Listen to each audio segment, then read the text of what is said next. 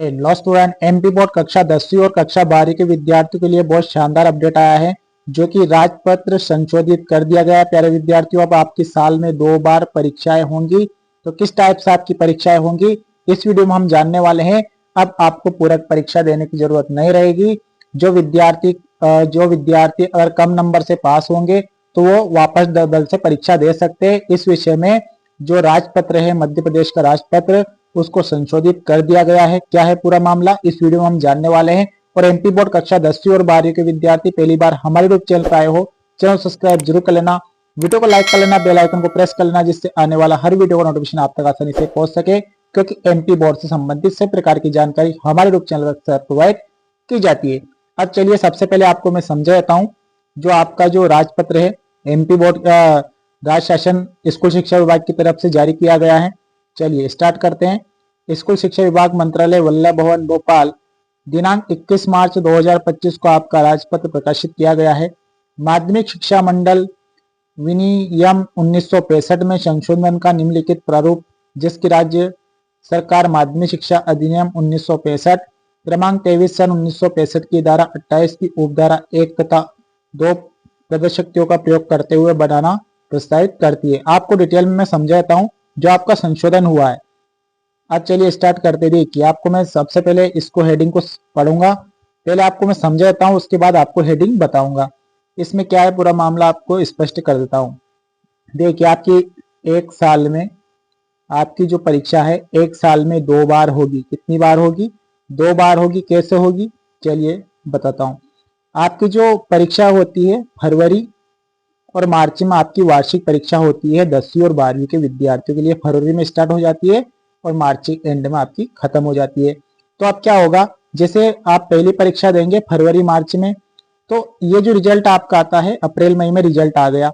कब आ गया आपका रिजल्ट? अप्रैल मई में आपका रिजल्ट आ गया। ठीक है। अब देखिए, इसमें अगर आपके मान लो 65% बने, कितने बने? 65। आपको ये लग रहा है कि मेरे परसेंट थोड़े ज्यादा बनना था, थोड़ा मेहनत करता, तो आपको एक चांस और दिया जाएगा। आप अगली परीक्षा में बैठ सकते हैं। अगली परीक्षा कब होगी? चलिए स्टार्ट करते हैं। माध्यमिक शिक्षा मंडल हाई स्कूल तथा हाई सेकेंडरी के लिए 2 परीक्षाएं आयोजित करेगा। जहां तक संभव हो, मुख्य परीक्षा प्रतिवर्ष फरवरी मार्च, आपकी जो मुख्य परीक्षा फरवरी मार्च में रहेगी तथा द्वितीय परीक्षा जुलाई अगस्त में होगी। कब होगी प्यारे विद्यार्थियों? जुलाई अगस्त में वापस आप रिपीट से परीक्षा दे सकते हैं। देखिए, पूरक का जो मैटर है, पूरक बिल्कुल खत्म कर दी गई है। पूरक किसी की नहीं आएगी, अब डायरेक्ट परीक्षा देंगे डबल से। ठीक है। एक विषय में अगर विद्यार्थी फेल होता है तो वापस एक विषय की परीक्षा वो दे सकता है। ऐसे छात्रों को जो द्वितीय परीक्षा में बैठने वाले हो, द्वितीय परीक्षा का परीक्षा फल घोषित होने तक मंडल या महाविद्यालय द्वारा संबद्ध प्राप्त संस्था के प्रधानाचार्यों द्वारा अगली उच्चतर कक्षा में अपनी जोखिम पर प्रवेश लेने की अस्थायी अनुमति दी जा सकेगी। मतलब आप पहले रिजल्ट से प्रवेश तो ले सकते हैं। मान लो आपका पहला रिजल्ट है, आपको प्रवेश भी मिल जाएगा। आप सेकंड परीक्षा भी दे सकते हैं पहले रिजल्ट की। देखिए, आपका रिजल्ट पहला आया, मतलब पहली वाली एग्जाम का रिजल्ट आप लगाकर एडमिशन तो ले सकते हैं, एडमिशन आपको मिल जाएगा और सेकंड परीक्षा भी आप दे सकते हैं। अब आगे बढ़ते हैं। अस्थायी अनुमति दी जा सकेगी और ऐसे अभ्यर्थियों को द्वितीय परीक्षा में उत्तीर्ण घोषित किए जाने की दशा में उनकी उपस्थिति की गणना की जाएगी। ऐसे छात्रों के लिए जो मंडल की प्रथम परीक्षा की परीक्षा परिणाम में एक या एक से अधिक विषयों में, आप समझना, एक या एक से अधिक विषयों में अनुपस्थित, अनुत्तीर्ण मतलब फेल हुए हैं, द्वितीय परीक्षा में सम्मिलित हो सकेंगे। दूसरी परीक्षा में आप बैठ सकते हैं। तथा ऐसे अभ्यर्थी जो किसी विषय में उत्तीर्ण हो गए हो, वे भी अंक सुधार हेतु सम्मिलित हो सकेंगे। मतलब आप पास तो हो गए, मान लो किसी के 60% बने, पहली परीक्षा दी उन्होंने मार्च में दी, फरवरी और मार्च में स्टार्ट हो जाती है वार्षिक परीक्षा। तो किसी के 60% बने, जैसे आपका रिजल्ट मई फर्स्ट वीक या अप्रैल लास्ट में घोषित होता है, मान लो किसी के 60% बने, तो विद्यार्थी चाहता है कि मेरे कम परसेंट बने, तो अगली परीक्षा में वो बैठ सकता है। उसकी परीक्षा कब होगी? जुलाई अगस्त में। उसके लिए आपको परीक्षा फीस देनी पड़ेगी, फॉर्म फिल होगा। मान लो कोई विद्यार्थी एक विषय में फेल हो गया, तो एक विषय की साथ में 2 विषय की भी दे सकता है, 3 विषय की भी दे सकता है, जितनी मर्जी आए उतनी दे सकता है। लेकिन शर्त क्या रहेगी? आपको परीक्षा फॉर्म भरना पड़ेगा, फीस देनी पड़ेगी, उसके बाद डबल परीक्षा आप दे सकते हैं। तो देखिए, आपके लिए बहुत शानदार फायदा है। मान लो कोई विद्यार्थी एक विषय में कारणवश परीक्षा में अनुत्तीर्ण हो जाता है, मान लो कोई विद्यार्थी के 24 नंबर आ गए तो उसको डबल मौका दिया जा रहा है। श्रेणी सुधार, इसमें आपकी आराम से श्रेणी सुधार हो सकता है।